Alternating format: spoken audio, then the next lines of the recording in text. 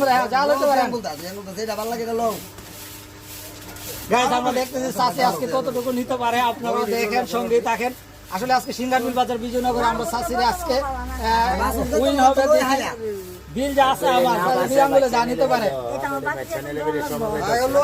যা নিতে পারে আমরা 3 মিনিট সময়। ঠিক আছে, হ্যাঁ যা নিতে পারেন সব তোমার, সব আজকে আপনার সময় 3 মিনিট।